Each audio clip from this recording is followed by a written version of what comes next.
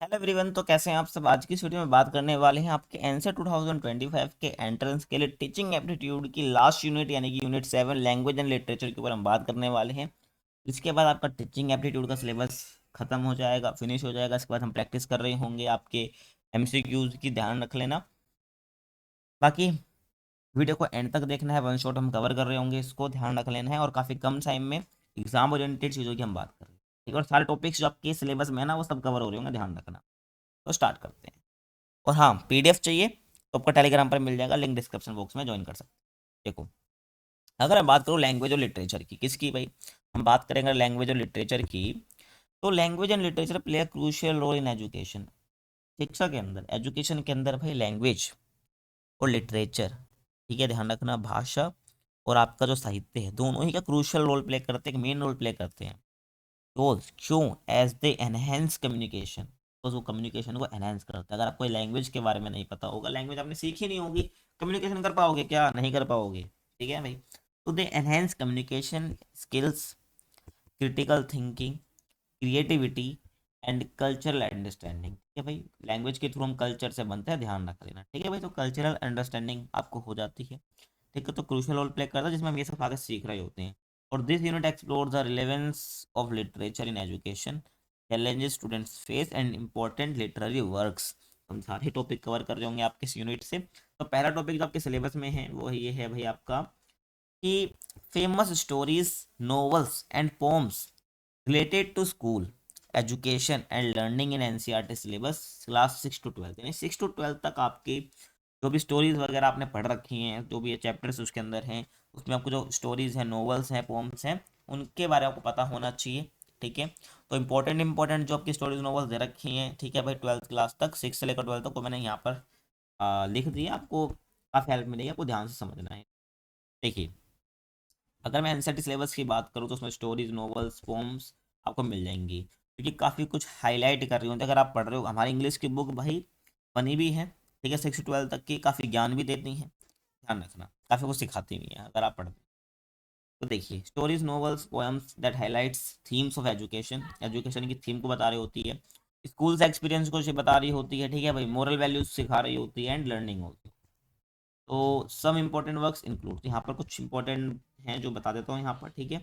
इसकी मैं बात करूँ, stories and novel class 6 to 8। तो 6 to 8 में बेसिकली तीन जो इंपॉर्टेंट है आपके लिए, ध्यान रखना भाई, ठीक है। Stories and novels class 6 to 8 में, जैसे पहली आपकी तोतो चैन, क्या है आपकी? तोतो चैन, ठीक है। The little girl at the window, ये पूरा नाम है, ध्यान रख लेना आपका, ठीक है, चैप्टर का। Totto chan, the little girl at the window, Tetsuko कुरोयानेगी, ठीक है, ये इनके ऑथर का नाम है। तो बेसिकली अभी मैं क्या दे रखा है, a story of unconventional schooling. तो यहाँ पर बेसिकली स्कूलिंग के बारे में बताया है, अनकन्वेंशनल के बारे में बताया गया है, तो पता होना चाहिए। नेक्स्ट मैं बात करूँ, अगला है आपका, how I thought taught my grandmother to read, ठीक है। मतलब कि ये नाम आपको ध्यान रखना है, how I taught my grandmother to read Sudha Murty, ठीक है, तो ये आपको ध्यान रख लेना है। तो बेसिकली इसमें क्या बातें बताई गई हैं, a tale emphasizing literacy and learning. तो ये जो टेल है, यहाँ पर जो बातें हैं बताई गई है, जो basically how I taught my grandmother to read, ठीक है भाई, उन्होंने कैसा भाई पढ़ना कैसे सिखाया अपनी ग्रैंड मदर को। यहाँ पर किस पर एम्फसाइज करें, लिटरेसी और लर्निंग पर, कि लर्निंग की कोई एज नहीं है, ठीक है, ध्यान रखना।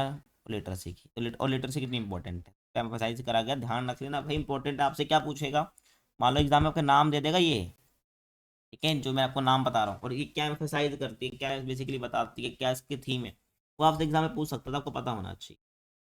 उसके बाद द फन दे हैड, ठीक है, 9th से पढ़ा होगा आपने, फन नहीं 8th वगैरह में है शायद, ठीक है। तो द फन दे हैड, ठीक है, ध्यान रखना। इसाक एसिमोव, ठीक है, ये इनके ऑथर है। तो इसमें क्या बताते हैं, futuristic story contrasting traditional and digital education, ठीक है। तो यहाँ पर बेसिकली क्या बताते हैं, फ्यूचरिस्टिक स्टोरी बताते हैं, ठीक है, कि आपने सब पढ़ा क्या है भाई, इसमें आपने पढ़ा है कि स्टडी को ऐसा दिखा दिया भाई कि डिजिटल एजुकेशन के बारे में बेसिकली ज़्यादा फोकस इस पर करा है, ठीक है। आई थिंक ये 9th क्लास में ही है, ठीक है, ध्यान रखना। आपको ये नहीं देखना है 6 to 8 क्या है, बेसिकली आपको पढ़ना नहीं है, 6 to 12 तक मैं जितनी आपको बातें बता रहा हूँ ना, ये सारी 6 to 12 तक में ही है, ठीक है, ध्यान रखना है। यहाँ पर ये 9th की आ गई है, बस कोई बात नहीं, ठीक है भाई। तो बेसिकली यहाँ पर बताया गया था एक फ्यूचरिस्टिक स्टोरी और कंट्रास्टिंग, यहाँ पर एक फ्यूचरिस्टिक स्टोरी जो कि कंट्रास्ट करती है ट्रेडिशनल एंड डिजिटल एजुकेशन पर, कितनी इंपॉर्टेंट है और आगे जाके कैसे डिजिटल एजुकेशन होने वाली है इस चैप्टर में बेसिकली मैं बताया है। उसके बाद क्लास 9 to 10 की बात कर लूँ तो उसमें आता है the story of my life. क्या? The story of my life, Helen Keller. क्या भाई? तो इसमें बताया गया a moving autobiography showing how education empowers individual. तो उसमें ये मेन थीम रही है कि भाई किस प्रकार से एजुकेशन एम्पावर करती है इंडिविजुअल्स को, सशक्तिकरण करती है, किस प्रकार से उनको अपने चॉइस कर लेने में, ठीक है, किस प्रकार से वो ही अपनी चॉइस खुद कर सकते हैं, कुछ भी उनको करना हो वो कर सकते हैं एजुकेशन ने हासिल करने के बाद, ठीक है ना। तो ये ऑटोबायोग्राफी है, क्या? The story of my life, Helen Keller. तो ये ऑटोबायोग्राफी जो कि दिखाती है एजुकेशन कैसे एम्पावर करती है इंडिविजुअल्स को, यानी प्रत्येक व्यक्ति को। उसके बाद 10th में आपने पढ़ा है अ लेटर टू गॉड, बहुत फेमस है तो बच्चा भूल नहीं सकता इसको मरते वक्त भी, ठीक है ना। अ लेटर टू गॉड, ठीक है भाई। तो ध्यान रखना, इसमें बेसिकली क्या बताया गया, story about faith and resilience in difficult times, ठीक है। तो इसमें हमें बताया गया है कि स्टोरी बताई गई है बेसिकली जो भी कि फेथ को दिखाती है, भाई विश्वास को, ठीक है। वो उसको विश्वास किस पर है? गॉड पर विश्वास है, ठीक है। वो गॉड को लेटर लिखता है, बाद में पोस्ट मास्टर है भाई जो कि पैसे डाल देता है, बट उनको फेथ क्या रहता है, गॉड ने दिया है। क्योंकि जब देखा होगा आपने, जब पैसा कम पड़ जाता है पोस्ट मास्टर भाई कलेक्ट भी करता है, लेकिन पैसे जब भी कम पड़ जाते हैं तो कहता है कि तुमने चोरी करे होंगे, उसी को कहता है, ठीक है ना। क्योंकि उसको फेथ है गॉड पर, ध्यान रखना। तो स्टोरी में फेथ के बारे में बताती है और रेजिलेंस के बारे में बताती है कि भाई किस प्रकार से हमें डटे रहना है हमारी चीज़ों के प्रति, ठीक है, इन डिफिकल्ट टाइम। समझ आ गया। उसके बाद क्लास 11 to 12 की बात कर लूँ, ठीक है। तो क्लास 11 to 12 की भाई हमारी नॉवेल्स चल रही हैं, ठीक है, ध्यान रखना। क्या चल रहा है भाई हमारा? अभी हमारा नॉवेल्स चल रहा है, पता चला स्टोरीज एंड नॉवेल्स चल रहा है। फिर पोम्स की बात भी हम करेंगे। तो क्लास 11 12 में हमने 11th में पढ़ा है आपने the portrait of a lady, Khushwant Singh इनके ऑथर हैं, ठीक है। तो the portrait of a lady a reflection on childhood and learning through relationship. तो यहाँ पर बेसिकली रिफ्लेक्शन किया गया है आपके चाइल्डहुड पर, ठीक है, reflection on childhood and learning through relationships, कि भाई किस प्रकार से हम रिलेशनशिप से सीखते हैं, ये हमें इसमें बताया गया है, ध्यान रख लेना है आपको। उसके बाद the last lesson Alphonse Daudet, ठीक है, ये तो आपने 12th में पढ़ा है। Highlight the value of one's mother tongue in education. भाई एजुकेशन में मदर टंग जो आपकी मातृभाषा होती है उसको कितनी इंपॉर्टेंट होती है, चाबी होती है वो आज़ादी की, ठीक है, ध्यान रखना। तो ये वैल्यू बताती है, हाईलाइट द वैल्यू यानी वैल्यू को हाईलाइट करती है बेसिकली मदर टंग की क्या वैल्यू होती है अपने आप की, द लास्ट लेसन में दिखाया गया है, ध्यान रखना। उसके बाद द इनविजिबल मैन, ठीक है, H.G. वेल्स, ध्यान रखना। आई थिंक ये पहले हुआ करती तब डिलीट है शायद ये, ठीक है, द इनविजिबल मैन, ध्यान रखना। तो तो H.G. वेल्स इनके ऑथर है। ये बेसिकली अ नोवेल, ये नोवेल है basically that explores scientific learning and it's ethical implication. समझ रहे हो? तो जो नोवेल है बेसिकली एक्सप्लोर करती है साइंटिफिक लर्निंग को और इट्स एथिकल इम्प्लीकेशन, मतलब कि साइंस जो हम लर्निंग करते हैं, साइंस हम सीखते हैं, किस प्रकार से उसकी इम्प्लीकेशन होती है, समझ रहे हो। तो ये बेसिकली इसमें बताया गया। तो ये ध्यान रखना, स्टोरी एंड नॉवेल्स हमारी हो चुकी है। अब हम बात करेंगे पोम्स की, ठीक है भाई। तो अब पहले ध्यान रखना है, पहली है where the mind is without fear, ठीक है, where the mind is without fear, ठीक है, रविंद्रनाथ टैगोर ने लिखा है। बेसिकली इसमें क्या है, a vision of education and intellectual freedom, ठीक है। तो यहाँ पर बेसिकली क्या थीम है, क्या बताया इसमें, अ विजन ऑफ एजुकेशन, ठीक है, ध्यान रखना, और इंटेलेक्चुअल फ्रीडम के बारे में इसमें आपने बताया है। उसके बाद the road not taken Robert Frost, ठीक है। तो द रोड नॉट टेकन ध्यान रख लेना है आपको, इसमें जो बेसिकली रॉबर्ट फ्रॉस्ट ने इसको लिखा है पता है इसमें। तो a metaphor for choice in life and learning from experience, ठीक है। तो यहाँ पर उन्होंने मेटाफोर किया, कंपैरिजन किया है बेसिकली कि a metaphor for choices in life, कि भाई लाइफ में जो चॉइस होती है उसकी बात इन्होंने यहाँ पर करी है, लर्निंग फ्रॉम एक्सपीरियंस, ठीक, कैसे हमें सीखना है, एक्सपीरियंस हमें सीखना है। उसके बाद ऑर्डर टू अ नाइटी एंगल, ठीक है, ध्यान रखना, ये नाइटिंगेल, ठीक है, वैसे इसको प्रोनाउंस ऐसे करेंगे, ठीक है, नाइटिंगेल करेंगे। तो और to a nightingale John Keats, ध्यान रखना, इन्होंने लिखी है। तो ये हाईलाइट करते हैं भाई किसको, power of literature and poetry in education, ठीक है। तो यहाँ पर बेसिकली क्या हाईलाइट कर रहे हैं, ये पावर ऑफ लिटरेचर, ठीक है भाई, लिटरेचर की पावर को, और पोइट्री इन एजुकेशन, पोइट्री कितनी इंपॉर्टेंट होती है एजुकेशन। सीधी सी बात है। उसके बाद a thing of beauty 12th में आपने पढ़ी है इसको, जॉन कीट्स ने इनके ऑथर हैं, ठीक है। पोएट हैं बेसिकली आप कह सकते हो। तो explore the beauty of nature, यहाँ पर ये नेचर ब्यूटी की नेचर की ब्यूटी की बात कर रहे होते हैं, it's relation to artistic learning, ठीक है। और इसका क्या जो ब्यूटी का रिलेशन क्या होता है आर्टिस्टिक लर्निंग के साथ, ये भी यहाँ पर इन्होंने बताया है इस पोएम के अंदर, ध्यान रखना इस पोएम के अंदर, समझ आ गया। उसके बाद नेक्स्ट हम बात करते हैं biographies and autobiographies of famous women, tribals and Dalits who describe their school experience. यहाँ पर हमें क्या पढ़ना है, बायोग्राफीज पढ़नी है, ऑटोबायोग्राफीज पढ़नी है of famous women, tribals and Dalits.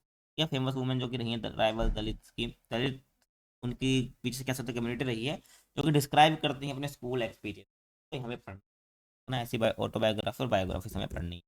तो बहुत सारी क्या है, several inspirational figures from diverse background, मतलब ये अलग अलग बैकग्राउंड से आती हैं, have written about their educational journey, उन्होंने अपनी एजुकेशनल जर्नी लिखी है, ध्यान रखना।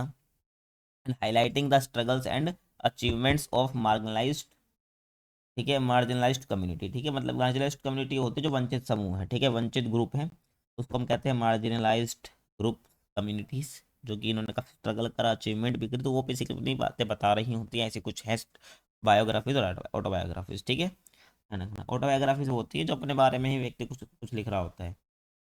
पहले हम बात करते हैं वुमेन्स की, ठीक है, मतलब वुमेन की हमें बात करनी है, ठीक है, और कुछ भी बात हमें करनी नहीं है। देखो पहले ये हेलन केलर, ठीक है, ऊपर भी मैंने बात करी थी, इन्होंने क्या लिखी, the story of my life, ठीक है। तो इसमें क्या बताती है, a blind and deaf women's journey, deaf मतलब होता है भाई जो सुन नहीं सकता, ठीक है, ध्यान रखना।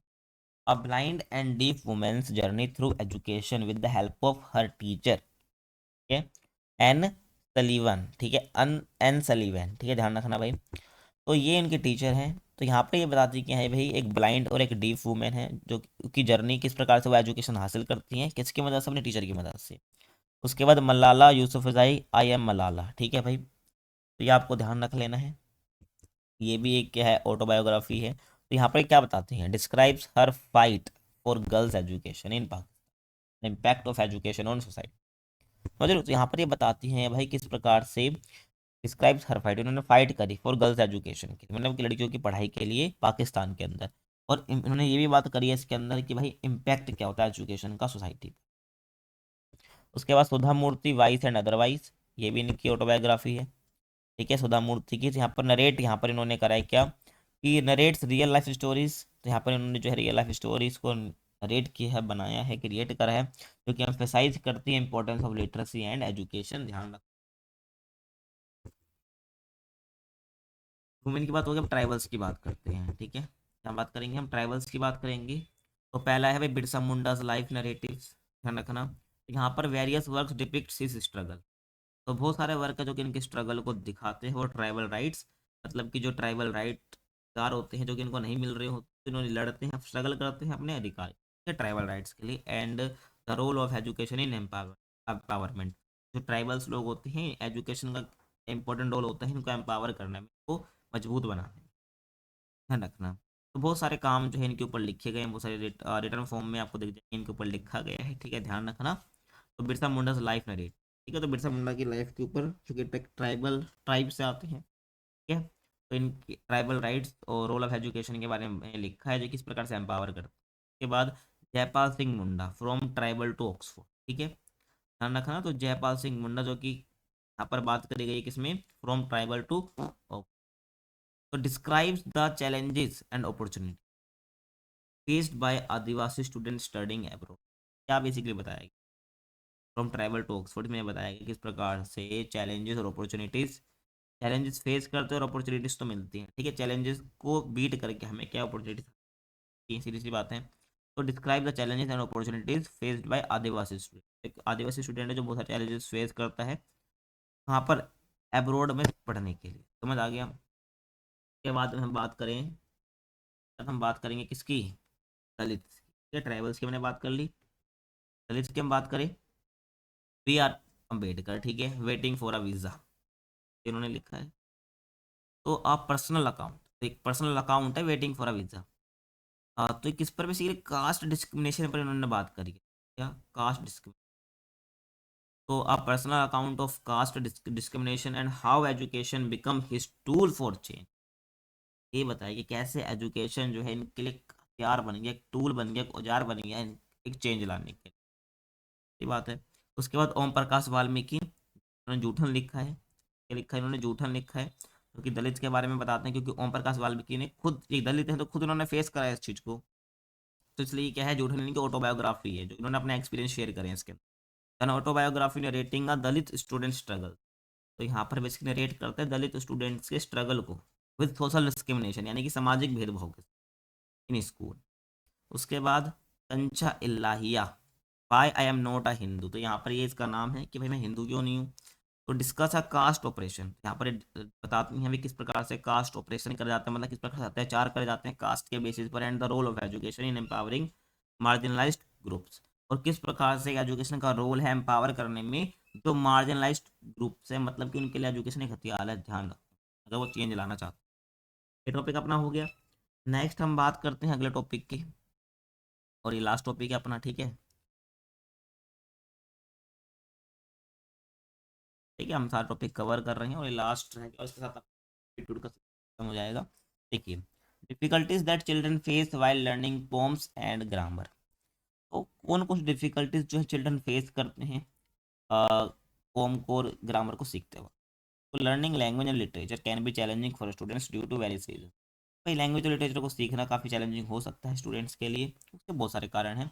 तो जैसे कि पहले मैं बात करूँ लर्निंग पोएम, तो पोएम को लर्न करने में क्या क्या प्रॉब्लम आती है, जैसे कि कॉम्प्लेक्स वोकेबलरी। आपको पता है यार, खुद आप जब पोएम पढ़ते होगे जब टीचर पढ़ाने से पहले, तो वो कुछ वर्ड समझ भी आते हैं नहीं आते, क्योंकि उसमें वोकेबलरी ऐसे यूज रखे होते कॉम्प्लेक्स मुश्किल। तो ध्यान रखना, तो पहली प्रॉब्लम तो यही है भाई, complex vocabulary. Many poems use archaic और literary words that are unfamiliar to student. भाई जो बचपन बच्चों ने पढ़े ही नहीं होते उनके लिए अनफेमिलियर होते हैं। उसके बाद अंडरस्टैंडिंग मेटाफोर्स एंड सिंबल्स, बहुत सारे आपने देखा होगा ना उसके अंदर वो सब यूज हो रहे होते हैं, क्या आपका मेटाफोर सिमिली वगैरह सब यूज हो रहे होते हैं, ठीक है। लिटरेरी डिवाइसेस हम कहते हैं, बच्चों को समझ नहीं आते हैं ये सब। तो अंडरस्टैंडिंग मेटाफोर्स एंड सिंबल्स।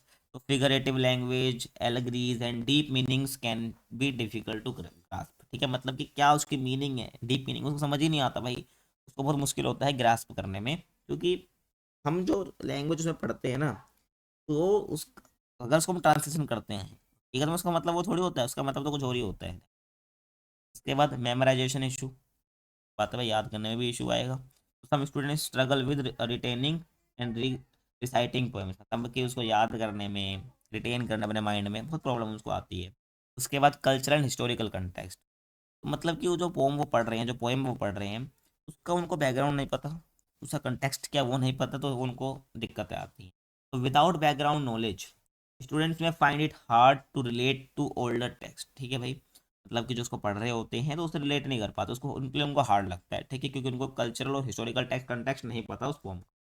ठीक है, तो क्या भाई पोएम को पढ़ते वक्त क्या परेशानी उनको आती है। उसके बाद लर्निंग ग्रामर, ग्रामर को सीखने में उनको क्या प्रॉब्लम्स आती है। ठीक है, सबसे बच्चे वो सबसे बुरी बच्चों को क्या लगती है भाई, एक्सेप्शंस। सबसे बड़ी परेशानी बच्चों को उसमें क्या आती है, एक्सेप्शन भी आती है। तो देखो भाई, रूल्स एंड एक्सेप्शन। पहला आप क्या बताओगे, जो पहली परेशानी डिफिकल्टीज बच्चे फेस करते हैं कि भाई grammar has many rules with exceptions. ठीक है भाई, एक तो रूल बनाते हैं फिर उसके एक्सेप्शन भी लिख देते हैं, ठीक है। तो grammar has many rules with exceptions making it confusing for learners. जो लर्न भाई पहले बाहर ही पढ़ रहा है इंग्लिश, ठीक है, जैसे ग्रामर इंग्लिश से पहले से हाथ टाइट है, जब इंग्लिश सीखने आता है तो भाई इसको पहले बताया जाता है भाई ये ऐसा होगा, फिर एक टीचर बोलते हैं ना भाई एक्सेप्शन है इसको ऐसे करना है, आई के साथ डू ही आएगा, समझ रहे हो।